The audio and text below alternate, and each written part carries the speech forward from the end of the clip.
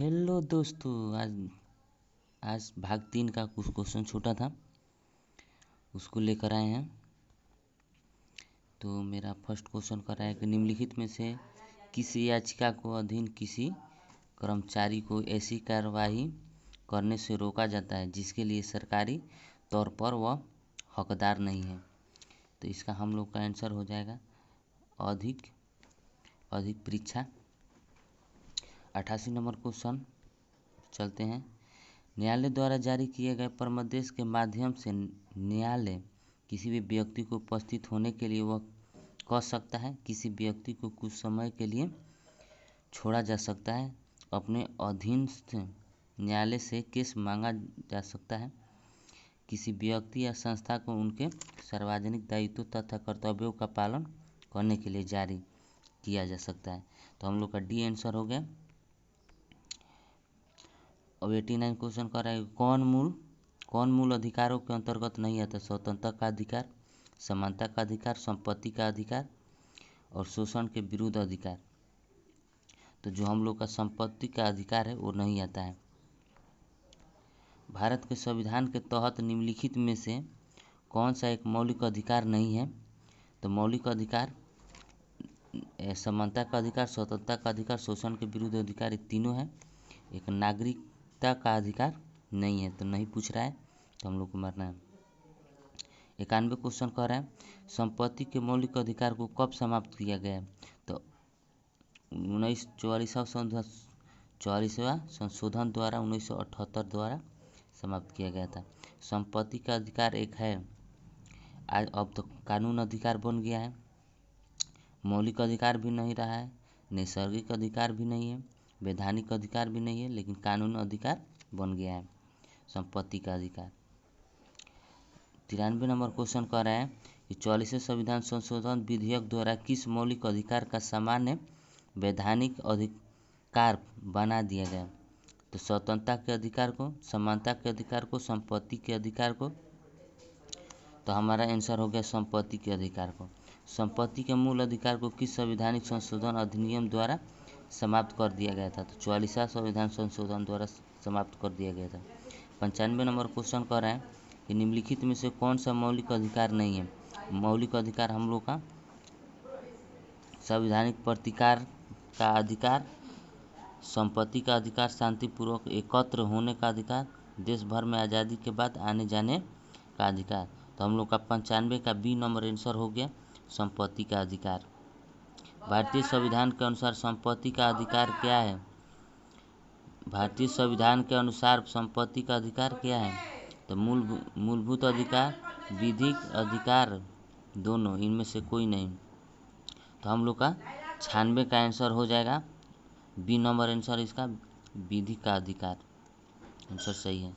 97 कर संपत्ति का अधिकार को मूल अधिकार की श्रेणी से हटाकर किस अनुच्छेद में जोड़ा गया है। तो 300 के कम में जोड़ दिया गया है। ऐसे भी अनुच्छेद आप लोग को बता दिए हैं। भारत के संविधान के अनुसार जो संवैधानिक अधिकार है किंतु मूलभूत अधिकार नहीं है। तो धार्मिक स्वतंत्रता का अधिकार, संस्कृति और शैक्षणिक अधिकार और शोषण के विरुद्ध अधिकार, संपत्ति का अधिकार। तो हम लोग का 98 को जो आंसर हो जाएगा डी हो जाएगा संपत्ति का अधिकार। चलते हैं 99 नंबर क्वेश्चन की ओर। 99 नंबर क्वेश्चन कर रहा है कि भारतीय संविधान का निम्नलिखित में से कौन सा अनुच्छेद यह निर्धारित करता है कि राज्य कोष से संपोषित कुओं, तालाबों एवं स्नान घाटों का प्रयोग करने से किसी भी नागरिक को वंचित नहीं किया जा सकता है। तो हम लोग का जो 14 अनुच्छेद 14 कहता है समानता का अधिकार कहता है। तो हम लोग का 99 का आंसर जो हो जाएगा हम लोग का 14 समानता का अधिकार कहता है और 15 जो कहता है ये छुआछूत से है। तो ये हम लोग को इस सब से वंचित करता है। तालाबों एवं स्नान घाटों को प्रयोग करने से नागरिकों को वंचित नहीं किया जा सकता है। तो समानता का अधिकार, अब 100 नंबर क्वेश्चन है, मिलान है। समानता का अधिकार है तो 14 से 18 में समानता का अधिकार है। वाक स्वतंत्रता का अधिकार है तो हम लोग का 19 में वाक स्वतंत्रता का अधिकार है। धर्म की स्वतंत्रता की अधिकार है तो 25 से 28 तक धर्म की स्वतंत्रता है। और संवैधानिक उपचार जो है वह 32 में, अनुच्छेद 32 में। यदि हम लोग का ए का 1 नंबर और बी का 4 नंबर, यानी हम लोग का सी आंसर हो गया। ए का 1 नंबर और बी का 4 नंबर, बी का 4 नंबर,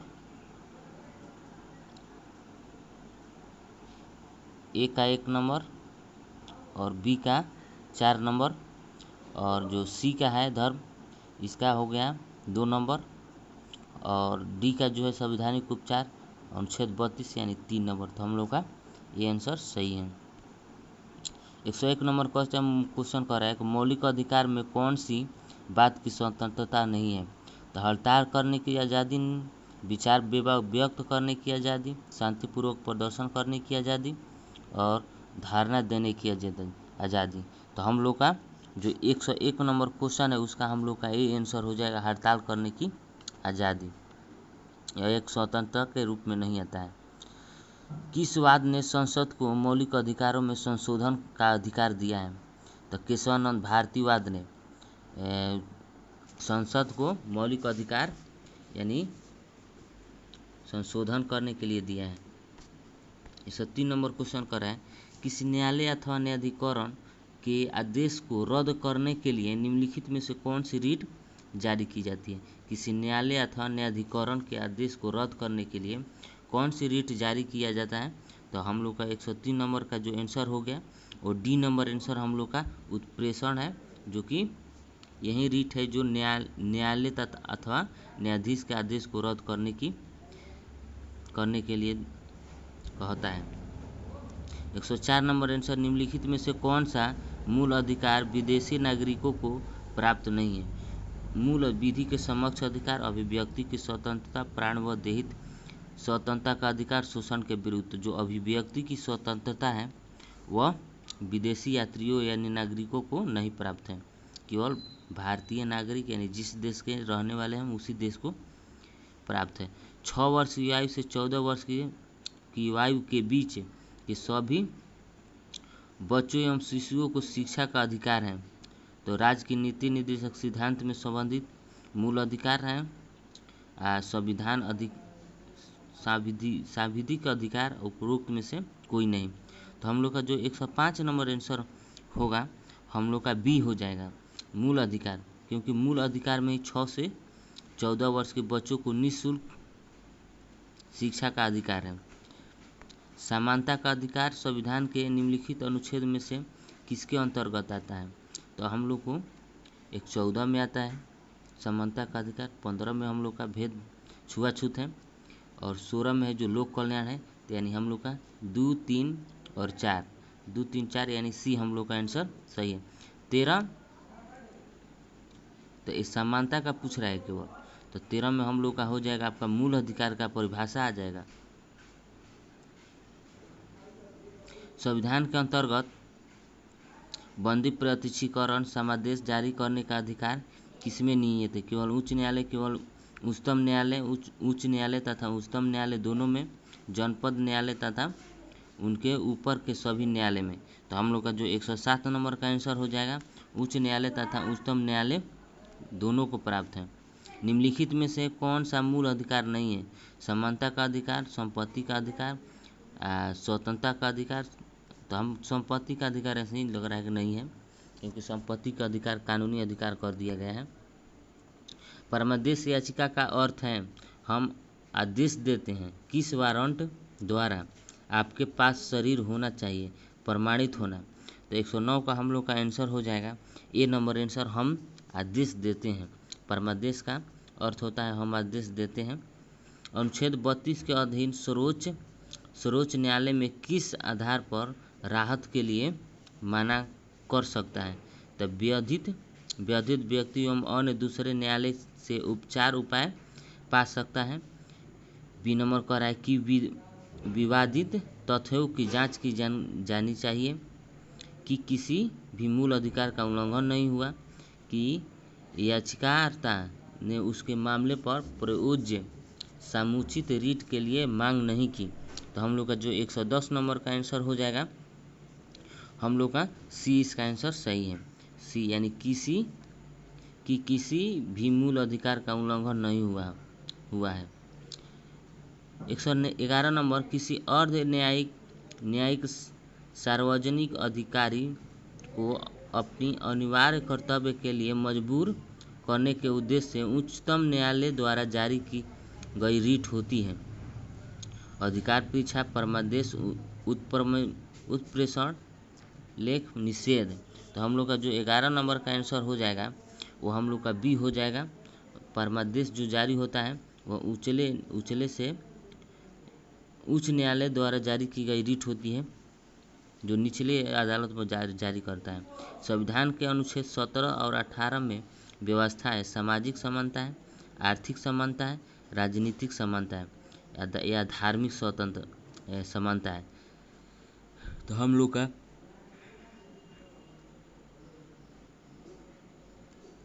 112 का आंसर हो जाएगा ए नंबर, सामाजिक समानता है।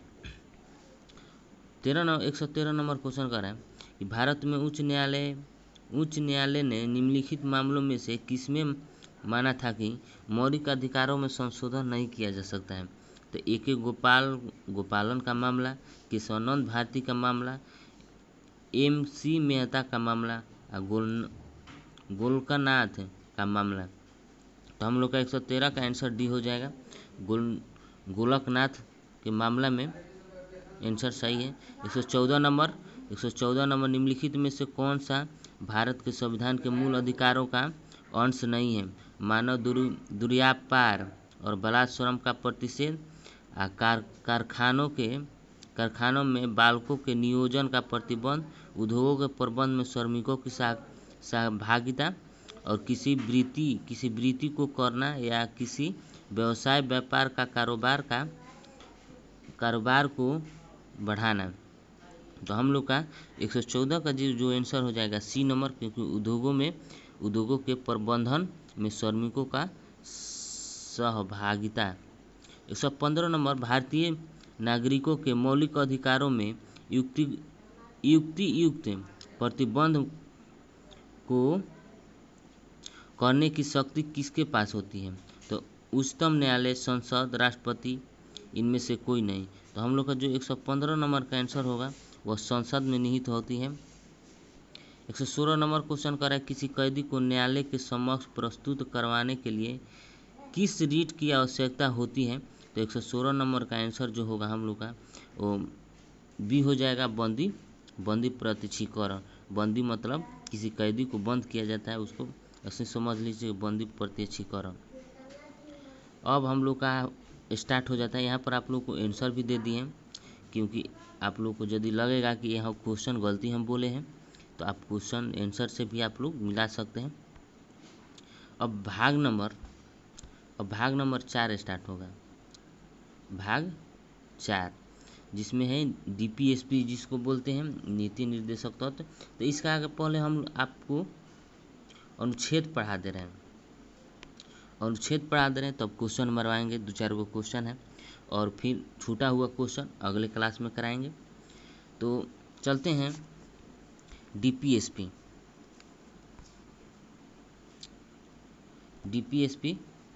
यानी राज्य के नीति निर्देशक तत्व। DPSP भाग 4, इसको कहाँ से लाया गया है। तो इसको आयरलैंड से लाया गया है, आयरलैंड से लाया गया है। अब चलते हैं, ई है, इसका अनुच्छेद कितना है। इसका अनुच्छेद है जो 36 से लेके 51 तक अनुच्छेद है। चलते हैं 36 नंबर, अनुच्छेद 36 नंबर। इसमें DPSP यानी नीति निर्देशक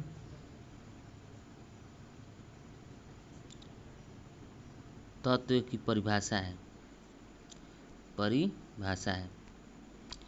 37 नंबर में, इसे न्यायालय द्वारा नहीं लागू किया जा सकता है। इसे न्यायालय द्वारा लागू नहीं किया जा सकता है। 38 नंबर अनुच्छेद 38 में है, इसमें लोक कल्याण है। लोक कल्याण है, लोक कल्याण है।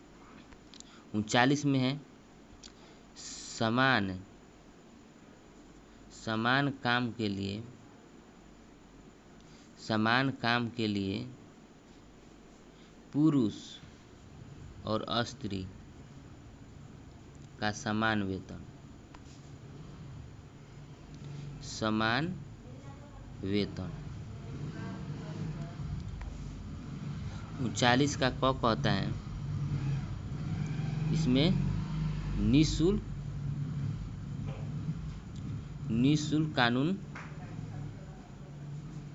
कानून का व्यवस्था है, निःशुल्क कानून का व्यवस्था है। अब इसका यानी 40 में है ग्राम पंचायत, ग्राम पंचायत 40 में, और 41 में है कुछ दशाओं में सरकारी सहायता, सरकारी सहायता। और 42 में है मनोचित दशा,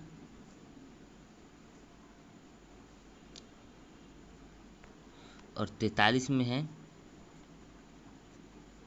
निर्वाह योग्य मजदूर, निर्वाह योग्य मजदूर। और 43 का क में है कामगारों का उद्योगों में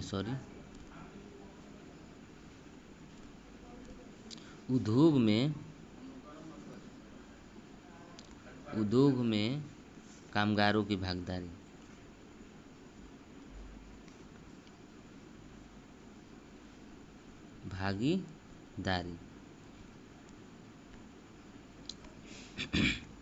अनुच्छेद नंबर 43 हो गया। और 44 में है इनमें समान सिविल संहिता है, समान सिविल संहिता। और 45 में 6 से कम उम्र के बच्चों का शिक्षा दिलाना सरकार की जिम्मेवारी है। तो 45 हो गया। अब 46 में SC ST और OBC की आरक्षण है,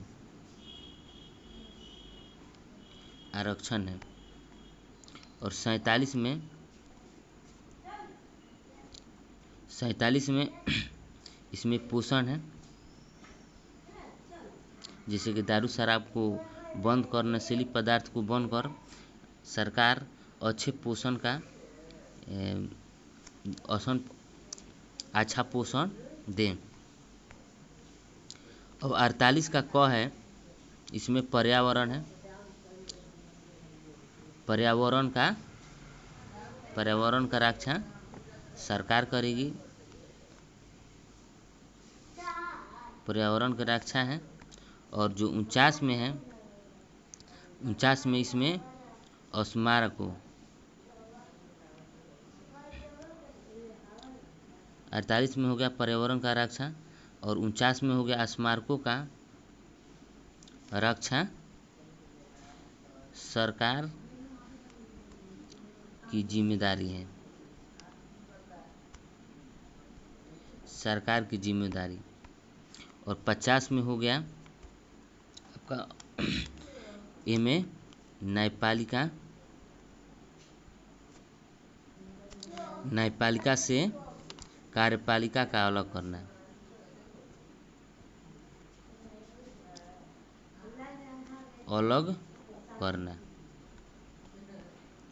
और 51 में हो गया अनुच्छेद 51 में आपका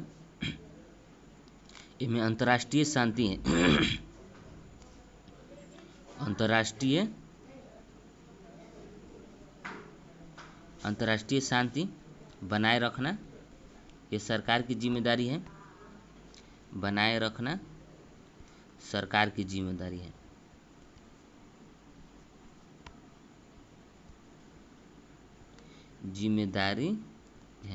तो आप लोग का टोटली 51 तक ही अनुच्छेद है डीपीएसपी में, जिसको राज्य के नीति निर्देशक तत्व कहते हैं। तो आपको अनुच्छेद करा दिए। अब कुछ क्वेश्चन है, इसमें देख लेते हैं। 10 क्वेश्चन है, और फिर 10 क्वेश्चन के बाद और भी है 40 क्वेश्चन, जो हम अगले वीडियो में कराएंगे। तो चलते हैं क्वेश्चन के ऊपर। क्वेश्चन आप लोग का जो फर्स्ट क्वेश्चन कर रहा है कि भारतीय संविधान में राज्य के नीति निर्देशक तत्वों का ग्रहण किया गया था। तो आयरलैंड से किया गया था। राज्य के नीति निर्देशक तत्वों का उल्लेख भारतीय संविधान के किस भाग में है? तो भाग 4 में है। भारतीय संविधान किस अनुच्छेद के राज्य के नीति निर्देशक तत्वों का उल्लेख है? तो 36 से 51 है जो राज्य के नीति निर्देशक तत्वों का अनुच्छेद है। 36 से 51 तक उसमें उल्लेख है उनका। संविधान का वह कौन सा भाग है जो संविधान के निर्माताओं के मस्तिष्क और उद्देश्यों का प्रतिबंध करता है? तो हम लोग का जो 4 का आंसर हो गया,